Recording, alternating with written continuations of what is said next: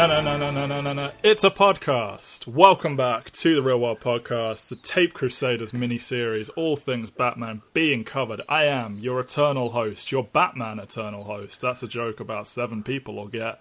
Matt Waters is my name. Forgot my name for the sake of a joke. Who looks silly now? I am always joined by Mike Thomas from the other side of the Atlantic through internet magic, something that Batman might have invented years before anyone else. Hi, I'm doing well.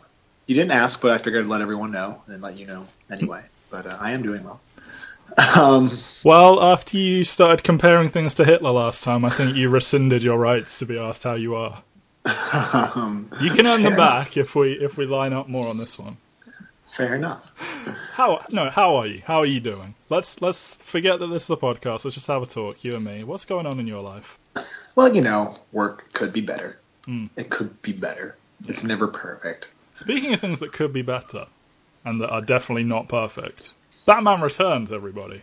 They talked Tim Burton into coming back to do another one of these. Did he not want to? He did not. That is conveniently enough. We actually haven't rehearsed this, but part of what I've got written as my first point on our show notes here. Excuse me, let me rephrase it then, so it looks more honest. Matt, are you trying to tell me he did not want to come back? No, Mike, he did not. To set the scene on the landscape between the last film and this one, they offered him to come back, and he said, "No, I'm good. I don't do sequels. See ya." He goes and makes Edward Scissorhands, makes lots of money, and regrettably advances Johnny Depp's career.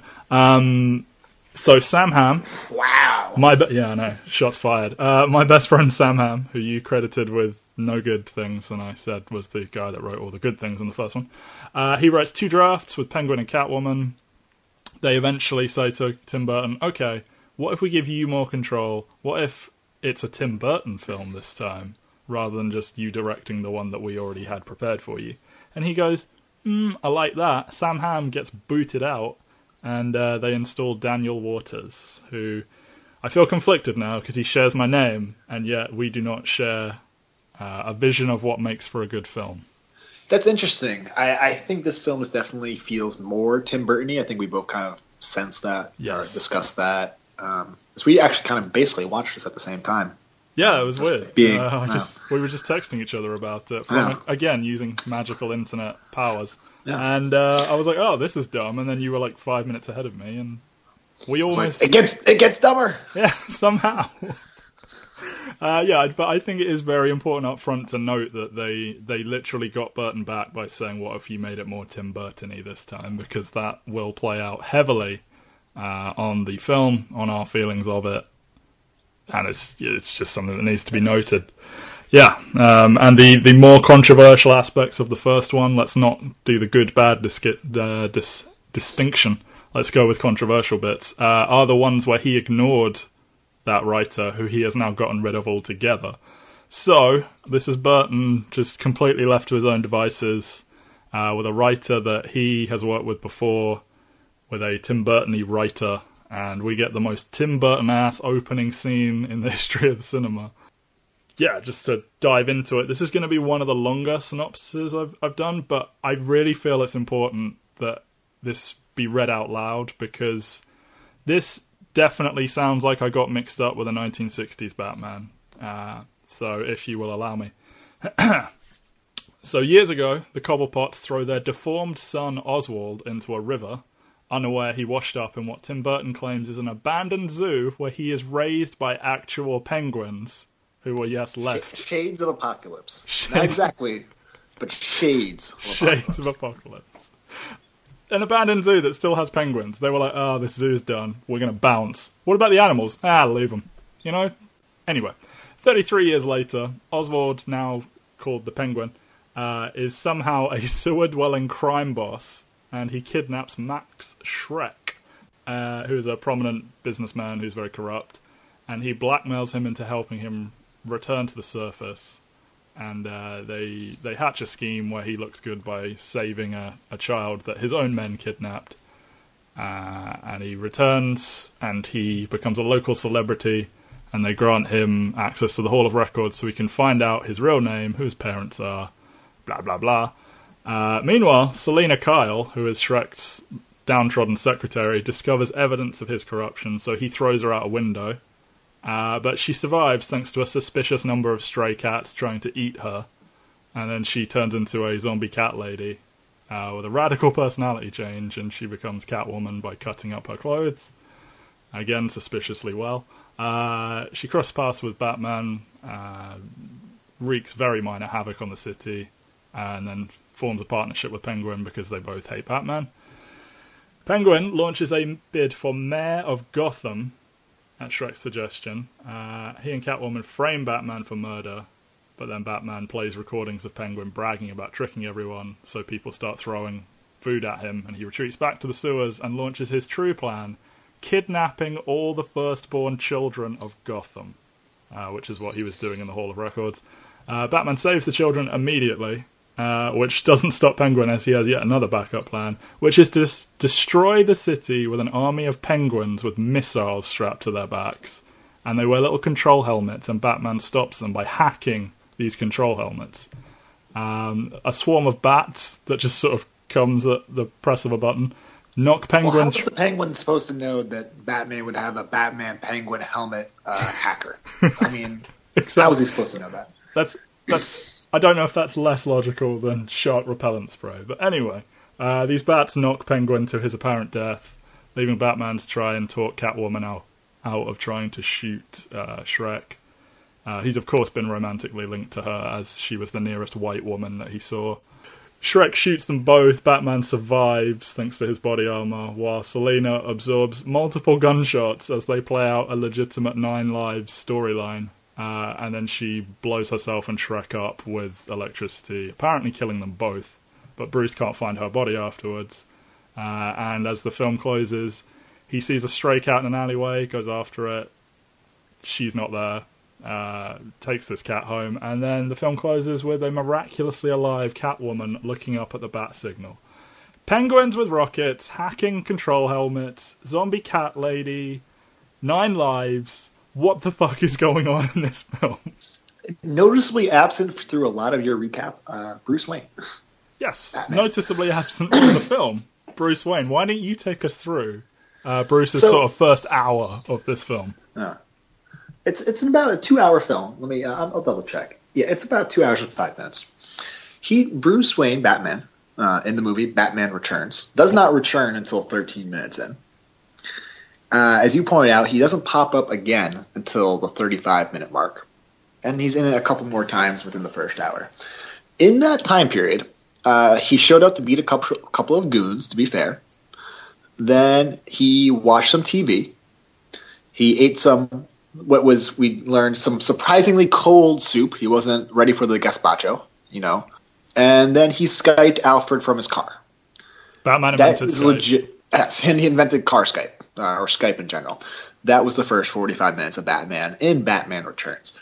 I think it's always lazy when one of the criticisms of a Batman movie is that you don't get to see him actually in the Batman suit doing action-y things. But the fact that the character is not even really in this movie or doing anything is kind of bizarre. Yep, and his next big move after that is to take a business meeting where he falls in love with a random lady. Yeah, and I don't want to discourage, or not that anyone cares what I think, but I hate the idea of discouraging people from investing in the villainous characters. But when your characters are so ridiculously, comically two-dimensional, it doesn't really do you any good to spend the first 45 minutes spending all your time with them instead of the main character who you're supposed to be invested in. Yeah. I mean, Penguin and Catwoman are just caricatures. The best way to, Penguin, is basically like that. It feels like this ridiculous metaphorical manifestation of the social outcast as a kid who gets angry at women and the world for not being sexually successful, and then takes out all of his frustration on the world as a result afterwards, or something. It's such a ridiculous concept. He tries to murder a woman after she sexually rejects him. Yeah. He's given some of the most ridiculous dialogue. He sees Catwoman on a bed and says, just the pussy I was looking for. It is cringe inducing. It's not cringe-worthy. It's cringe-inducing. Yeah. I don't know how you don't cringe when you watch this character. It is appalling. It's unpleasant. That's the best way to put it. It's just like unpleasant. Yeah, and like if that's what Burton is setting out to do, create an unlikable villain, that's fine. He is genuinely disgusting, unpleasant to look at, lecherous, etc., etc., but not necessarily in a good way. Like at no point is he's not funny and he's not scary, and I don't think there's any genuine point in this film where Batman is in danger at the hands of the Penguin. He's in more danger from Catwoman. He's in more danger from Max Schreck with a gun than he is at any point from the Penguin. And that cold soup, he doesn't know when it's going to come. He just can't handle the gazpacho. Yeah, refined man of a wealthy background knows nothing of fine dining. What the hell? And the Penguin was such a awful miss. It's like I don't like Nicholson's portrayal of the Joker, but I can see why it's popular. There's nothing about the Penguin that makes sense or is enjoyable, relatable, entertaining. Right? I mean, is there... In that first scene, like in any other Tim Burton film, he is the protagonist. Like, the opening scene is basically Edward Scissorhands. Like, he's this freakish little boy who was cast out by his parents, raised by penguins. And then, like, if it's another Tim Burton film, along comes a nice-looking blonde girl who loves him anyway. Like, it's insane. And he's just lecherous to the extreme, and he's snarling and grunting and drooling this black stuff and eating raw fish and waddling along in his, like, filthy pajama long john things. And it's... Yeah, this is a thing that... Like, looking up reaction to this film, a lot of people praise it because they're crazy. And Penguin is pointed to frequently in these praising things as like, what a great villain. It's like, no, he's not. He's doing none of his jobs as a villain. Yeah, it's terrible. And possibly even worse is Catwoman. In the sense that... Worse in a different way. Yeah, because it's like with the Penguin, the margin of error is so... small because there's very few portrayals of the Penguin that you can point to and be like, hey, this is how you do it. You know, like this character, it's a big deal, but it's like Catwoman like is a dynamic character that is theoretically supposed to straddle the line between doing what is right and what is easy, and often choosing what is easy as and instead it felt like the stupidest portrayal. Like, I think they were trying to get feminist with it, and it looked like feminism by men. Yes. But like the stupidest men alive. Yeah. And like I don't know if at the time this was like girls kicking ass kind of thing because of just the dearth of just horrific treatment of women on screen, but looking at it now, it's terrible. It's so cliche, and yeah, it's like, I mean, it's just so hits the nail on the head so many times, and also, like, is she supposed to be magical? Yeah, exactly. Like I said, is she literally a cat woman, like how the Penguin is a penguin man? Yeah, like I said in the sort of rundown, they literally go with the 9 lives thing, where she quite clearly takes a lethal dose of electricity. And you know, like the 50-story fall in the first 10 minutes of the movie. Well, that one, I guess she hit enough awnings on the way down. I don't know, but she literally just keeps surviving things that should kill her, and they have her survive this enormous electrical explosion that literally reduced the other man to a skeleton, like a comedy skeleton.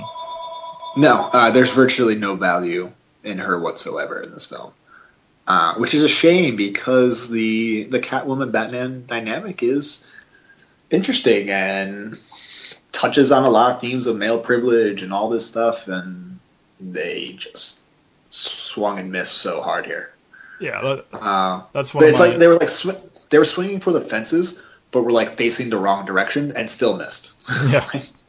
Like, in theory, Bruce and Selina going out, like, as themselves, but then being at blows as their costume identities. In theory, that's a good concept, but I really don't think they pull it off at all. Yeah. And not to mention just you're doing all these, feminism, but meanwhile you cast aside the last female character, you write her off in one line. You don't even write her off. Like, you don't explain her absence at all. There's no investment in that, or having that be anything of value in any way, and you're just plotting basically it's like you're treating them like James Bond women. Yes. And like he falls in love with her so like laughably quickly, like she acts completely insane, and he rewards this with like affection. It's like, what's wrong with you, Bruce? Yeah, I think it really plays to this idea that Burton quite clearly has definitively decided Batman is insane, and like that is open to interpretation. Like, if you want to psychoanalyze a man that dresses in a bat costume and goes about enforcing his own ideology on others, but it's taken to such an extreme in these two films, particularly this one, where he's sort of sitting alone in the dark, and then the signal goes up, and he sort of looks up like some sort of cartoon villain, and he's insecure about press coverage and responding to this insane woman, and they're at this masquerade party and everyone's wearing masks except for Bruce and Selena, the thing being that these people, this is who they pretend to be or whatever, and just this mirrored opposites idea returns, where Burton was fascinated by Batman and Joker as a pair, and he seems to be trying to recreate that here with Catwoman, where they are both crazy people who are trying to be better and whatnot, but I just don't buy it. It's bad. It's really, really bad. Yeah.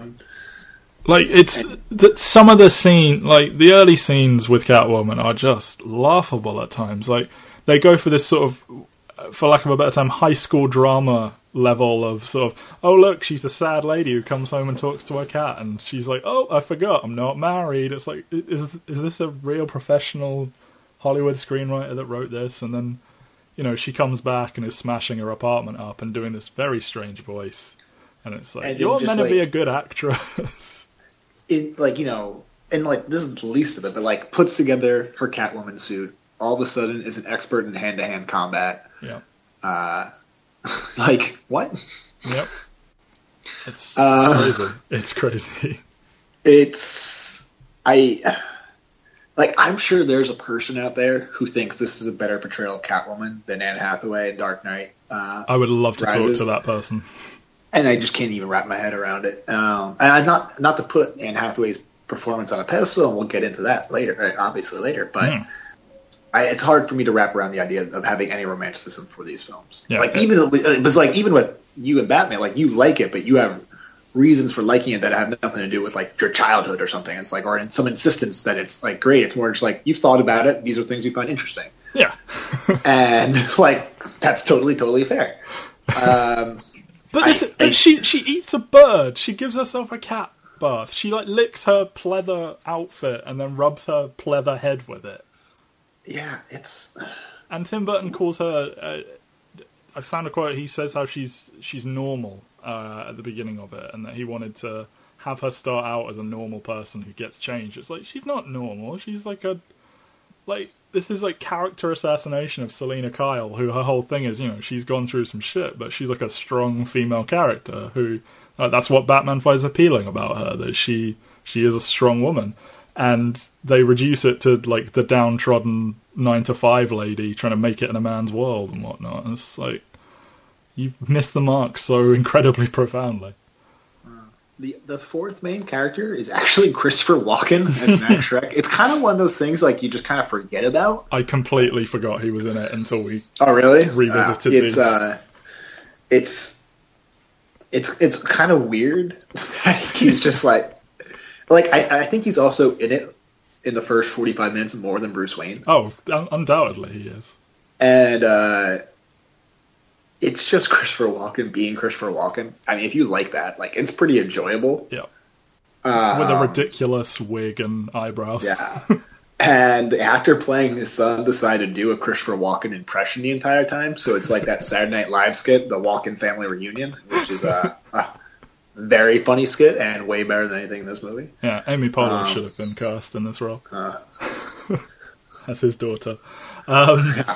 Yeah, Max Schreck is... I don't like ghosts. They're spooky. So Walken is replacing Billy D. Williams, allegedly, where Billy D. would have graduated from, innocent Harvey in the first one to slightly on the fence corrupt Harvey in this one, and then he was allegedly... The big electric shock at the end that killed Shrek was supposed to turn him into Two-Face, but then they just decided, we'd rather do this, and they throw Max Schreck into it instead. Yeah, I hate that stuff with franchises. Like, I hate that stuff. You hate what stuff?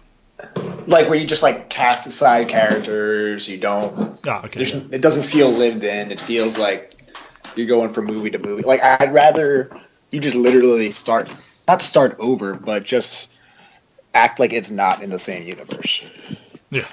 I would love that there would be 3 different versions of Batman being released in the next 3 years. They don't all have to be in the same universe, but leaving so much of their first film behind and just ignoring it in the second one just bothers me. Yeah. Well, that's Burton not wanting this to be a sequel. That was his big thing. He was like, this is just another Batman story. This isn't a sequel to that first one. That's why there's one line about Vicky Vale. That's why, large plot elements are ignored. And it's there's just a way to do it where you're telling a separate story without it being a sequel, but with all, but not kind of insulting the your investment in the first film. Yeah. Speaking of which, there are 2 characters who return.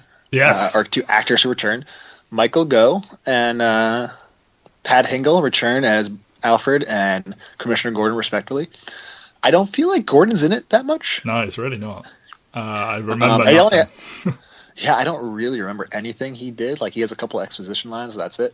I think he's Alfred, there at the masquerade thing, maybe? Probably, maybe. Almost definitely. Yeah. Alfred has a few more scenes in it. He does.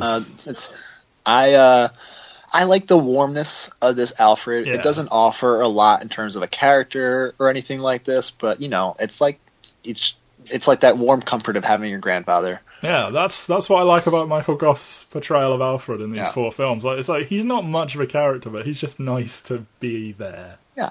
And of the Burton and Schumacher universe, because they definitively are in the same universe. They are. He's probably the best part. Yeah. Right? Yeah. I mean, it can't be Hingle, so it's got to be Gough. Yeah. I think he's the one thing, because they don't try to do anything too much with him, that he's just so consistently good, or his corner so consistently good that I don't know. He's just comforting, and he's there. Yes. Can we talk about Michael Keaton? Because I was going to bring that up next. Okay, well there you go. We're in sync today.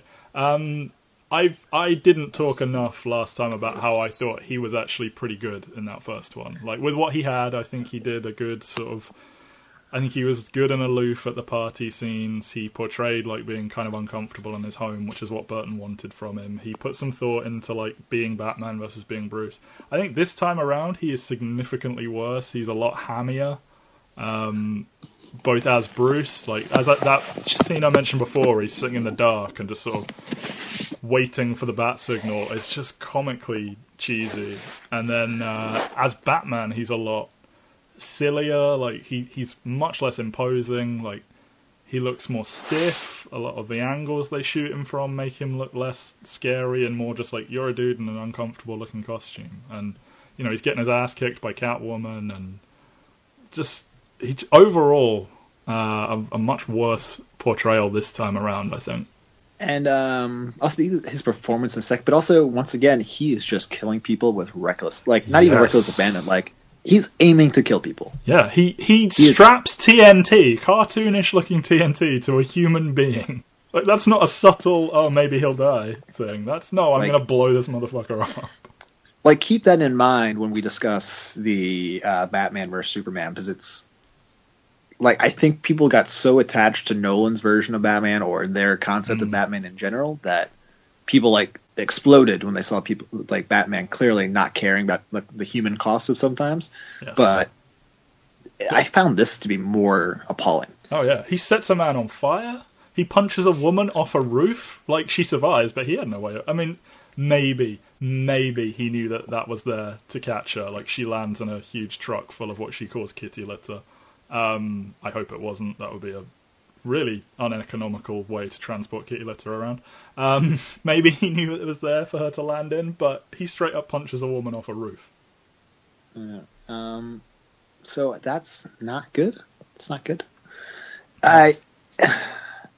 Michael Keaton, I think he does a good... I think the idea of making Bruce very aloof, awkward, is interesting. It's more of an interesting note to play than it is a fun way to watch Bruce Wayne in a movie.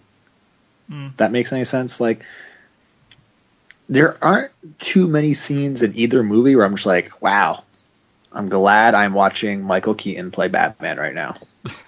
You know, but like, it's like when you watch Jack Nicholson, even someone who, like me who doesn't like it, like, there are moments where I'm like, only Jack Nicholson could be doing this. This is entertaining because of Jack Nicholson. This, like, you know, there's what scenes do you think, like, man, Michael Keaton nailed that? I think that first party scene in the first film is the only one that's coming to mind. I think he's charming, but not like overly so. Like, I think that the biggest thing I can say about him is I think it's the least obvious that he's Batman in any of the adaptations of Batman. Yes. But it's also not unbelievable that he is, like, in the suit. And that's a hard line to walk. Yeah, so and I think kudos to them for pulling that off. I think there's not many people that fit his profile. Like, you look at all the other people that they were looking at for this, like from Tom Hanks to Charlie Sheen to Mel Gibson, like, very straightforward. Like, Tom Hanks would have been hilariously weird, but someone like Keaton, who, like, it was such a casting, and for him to actually fit that line perfectly, like, I think that's exactly what they were going for, and I think I on don't that disagree. level it works. I don't disagree that's what they were going for. I don't know if that's what they were going for was worth doing. Well, I mean, in a world where, you know, we're expected to believe that nobody on the planet can see through the disguise of a single pair of glasses with Superman, it is nice to have a secret identity that isn't completely obvious. Like, for sure. For but, once. Yeah, I mean, but I'm saying, like, that's the least of, like, that just because it's believable that it's not him doesn't mean, like, the character he's playing on screen, his performance is all that compelling. That's my point. Well, like, Burton was very much going for this idea that, like, he's an uncomfortable man, like, he doesn't like his normal life, and that's why he is Batman. I don't think he did enough to make that clear to the audience. Like, he told Michael Keaton that, and he acted it that way, but he didn't tell us that, if that makes sense. No, I mean, like, I get that. I just, like... No, I'm criticizing it for that. I'm saying you're right in that respect, that he didn't do enough to tell us that, and maybe if he had been a bit more overt about trying to say, you know, this man turns to being Batman because this, then it might have been a better performance, but...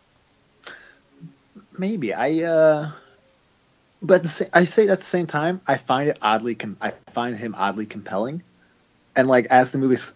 because I mean, like, I've probably seen this one like 5 or 6 times. I was just like, oh, I wish there's more Michael Keaton Batman movies. Yeah. And I don't know why, because, like I said, I don't really actively enjoy anything about his performance. He's just got a sort of odd off charisma. I don't know. And I love Michael Keaton. To be fair, it's more just like something about the way these movies function don't work for me. I think he's one of the stronger Batmans. It's hard to say that because of how beloved the Nolan ones are and whatnot, and I know there's some terrible ones, and we'll talk about them in the next 2 episodes, but I think he is oddly good.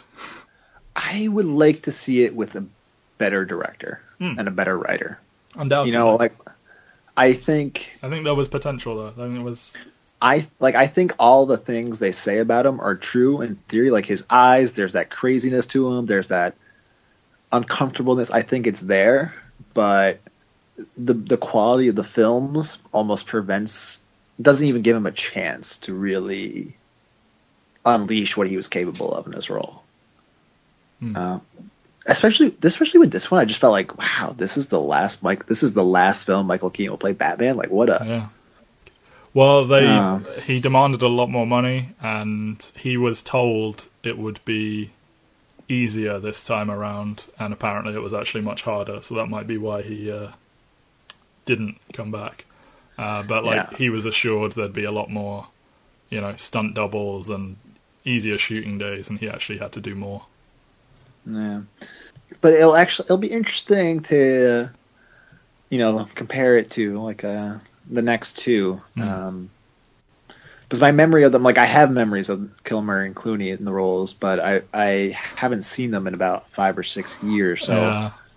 I'm kind of just curious, not because I expect them to be good, but more, what is it like? Like my idea of what Michael Keaton is as Batman is pretty set, which is that like I want to like it much more than I actually do. That's fair.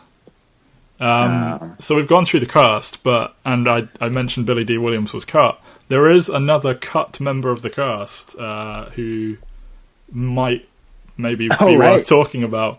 Marlon Wayans of Scary Movie and White Chicks fame was cast as Robin. They actually had a Robin scene written and storyboarded for the first film, but they didn't put it in, and it's actually on... You can find it being read by Kevin Conroy and Mark Hamill, voicing Batman and Joker. It's pretty good. But this time around, they were like, okay, we're going to do Robin, but we're going to make it a bit different. He's going to be like a street thief type person, which isn't racist at all. Jesus fucking I know. Christ. Wayans was fitted for the costume, and I was all prepared to be like, it's awesome that they cast a person of color and a Robin role, because there's no reason why he has to be white. And I'm like, get the fuck out of here. Yeah, this is what they wanted. He was fitted for the costume. They never did his scenes. We'll talk about him again next time, because he was again supposed. Yeah, but the same thing happened in the next one, right? He was supposed to be Robin, and because I guess he was promised it twice and did the fitting and whatnot, they were like, well, we got to pay him now. So he was paid money to play Robin, and he never played Robin. It's the Denzel effect. Yeah, that's the dream. Yeah, and the writer said that Robin is the most worthless character in the world. So I heavily disagree, but hey, that's why there's no Robin in this one. I think it'll be interesting to discuss the idea of Robin as we go forward. Yes, I'm very excited to talk about Robin. Because it's actually, I didn't even consider that, just because, I guess we'll just discuss it more as we go forward. I don't think this movie needed it for sure. I can see the argument for cutting him this time. It was already, it's 2 hours long, and it to me it feels like a long 2 hours as well. Like with how little Bruce is doing in the first hour, and how Penguin's schemes are like not really all that dramatic. Like it really drags by for me personally.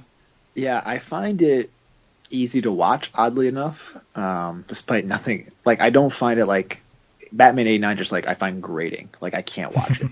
It's a bit sterile, I think, like 89. Yeah, and Returns, there's something less watchable about how much of a train wreck it is. Yeah.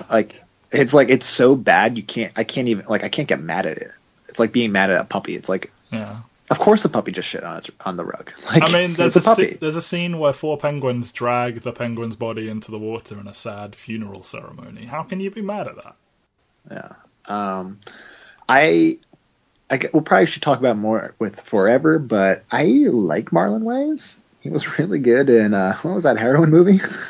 Requiem for a Dream. Yeah, he was pretty good in that, as I recall. I like Marlon Wayans. I would have been interested to see his take on this character. Although, I honestly, at the same time, now that I know that they wanted him to be the street thief, I'm just like, thank God it didn't happen. Yeah, because that's the second Robin. That's not the first one. Jeez. And I think he was going to be called I think he was going to be called Robin as well. Like, that's not his code name, that's his actual name, which is a move that will come back later. But and outrage people, apparently. Outrage me. And dork. It's dumb. Anyway. Yeah. So this is a much sillier film, and it's so Burton-y. Like, that opening scene, like I said, like, down to the musical cues, the eccentric parents, the monster baby in a cage. Yeah, I think Burton is just so caught up in the atmosphere of this that the story just completely falls by the wayside, and, like, his ineptitude with action is way more obvious this time than the first time, because while the action's not great in the first one, it's, like, really... I think it's really bad here.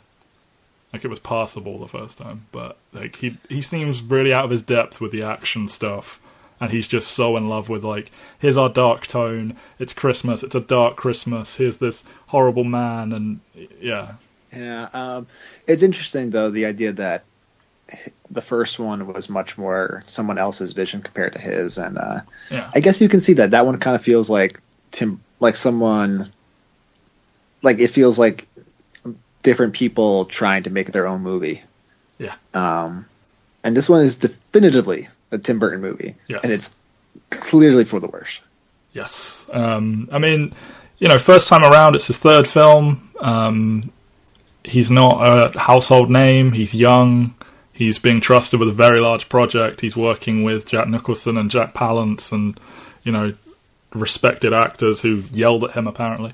This time, since then, he's made Edward Scissorhands, which is a very Tim Burton-y film, and he's, this time around, he's like, this is what I want to do. So I think it's like he had the power from the first one and from going out and making more of a name for himself, and was able to impose himself more on this. I think first time around, he was like too young to dare try and hijack it as much as he did here. But they were fully behind it. They were like, oh, go do a Tim Burton film. And as I said, this film is well regarded, apparently. Like, regardless of what we say about it, the consensus is that it is good. And several people say, the best thing about Batman 89 is it led to Batman Returns. And it's like, what are you talking about? This film is worse by orders of magnitude.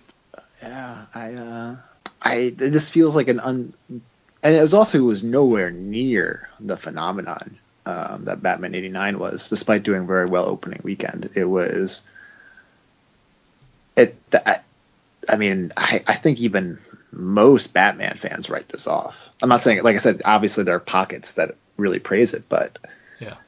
I mean, the first one, I think it was made on a budget of 35 million, made 411. This one, much bigger budget, 80 million, made 266 million, which, isn't a small amount of money. It's still a big profit, but it's a much smaller profit than that first one. Yeah. And, like, especially in an age where international gross was not quite the thing that it is now. Yeah. I don't like Tim Burton. I don't like Tim Burton. I really don't. I don't care if that's controversial. I really don't like Tim Burton. I think he goes with style over substance too much. Yeah. I'm just sick of him making the same goddamn films all the time. And I think both his Batmans are very much style over substance. And this one even more so. Yes, and I don't think his style's all that interesting.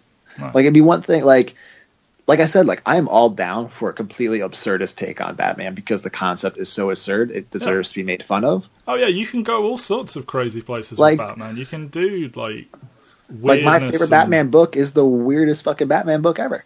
Yeah.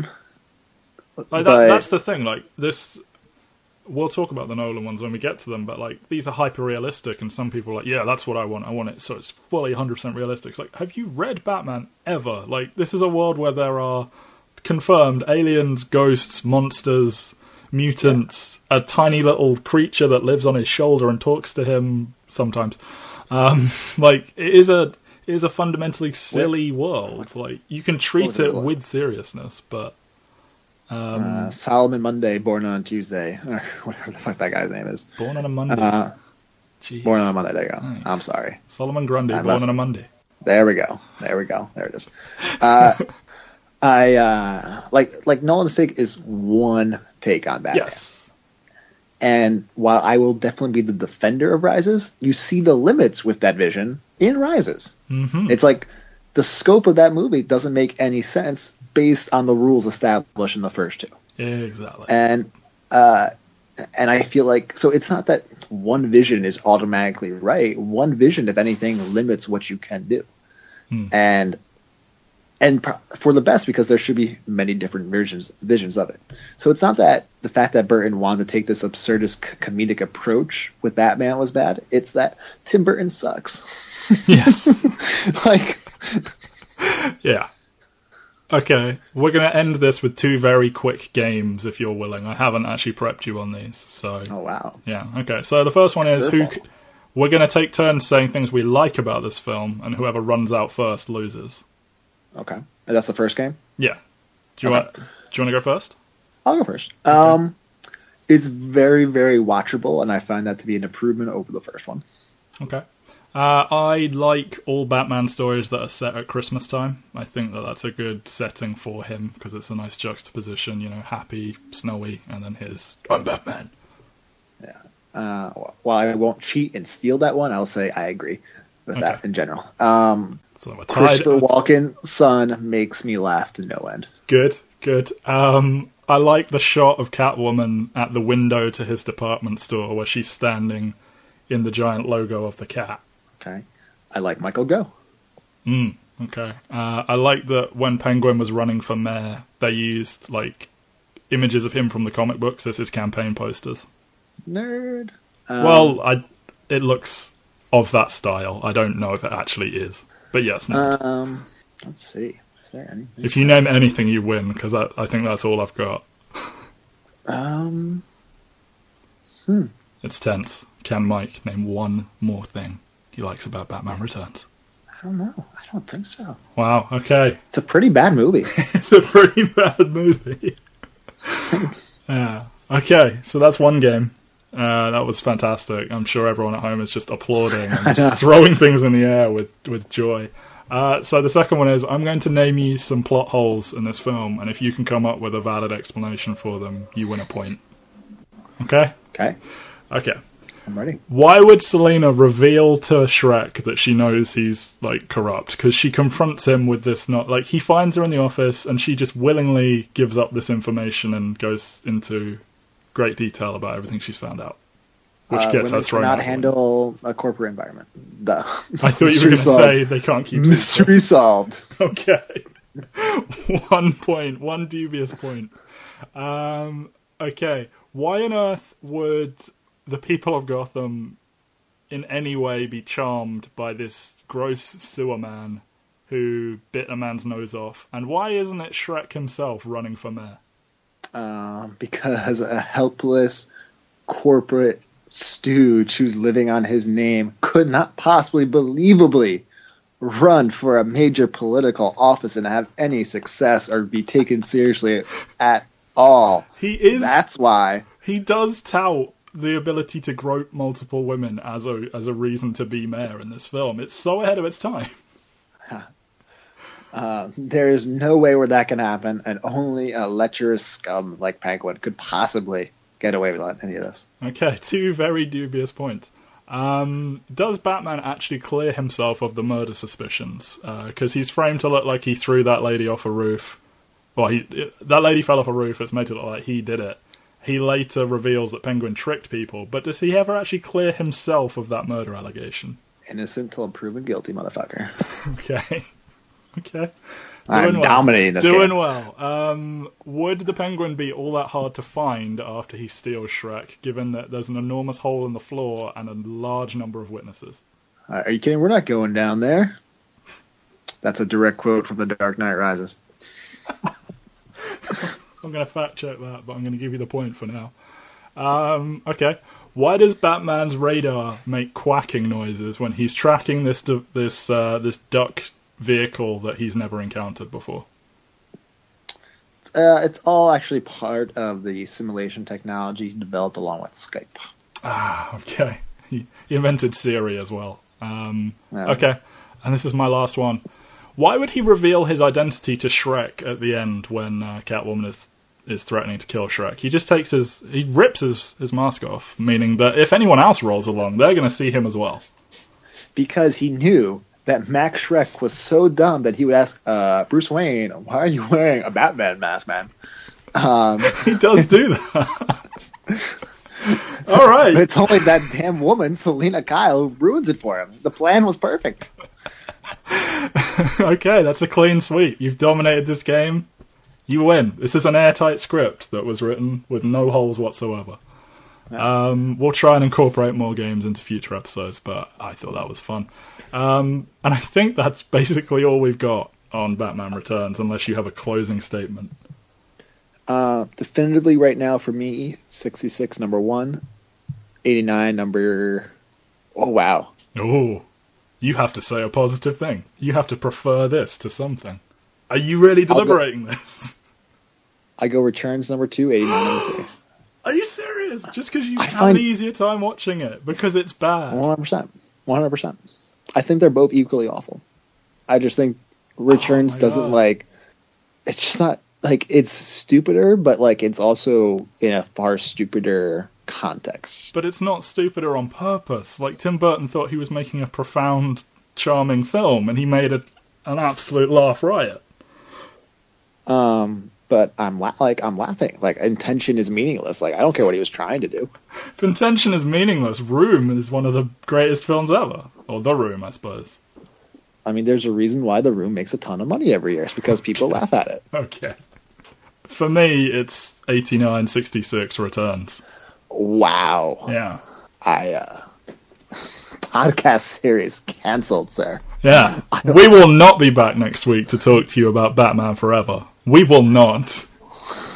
I will write my thoughts on it and post them on the internet, and you can do the same, but that's it. Wow. All right, man. We have completely inverse order. So yeah, that's going to do it for this week's episode. Go to Mike and Matt on SoundCloud, like everything, and join us next time where we'll be talking about the absolute tour de force that is the dynamic duo of Tommy Lee Jones and Jim Carrey in Batman Forever. Later. My doll's name is Jenny. She's a good doll, but she doesn't like ghosts, and neither do I. Ghosts scare me, and I'm pretty sure one is living under my bed. I promise you, darling, there's no ghosts around here, so you're safe. That's good, because I hate ghosts. They're spooky, and I don't respond well to spooky behavior. Me too. I'm with you.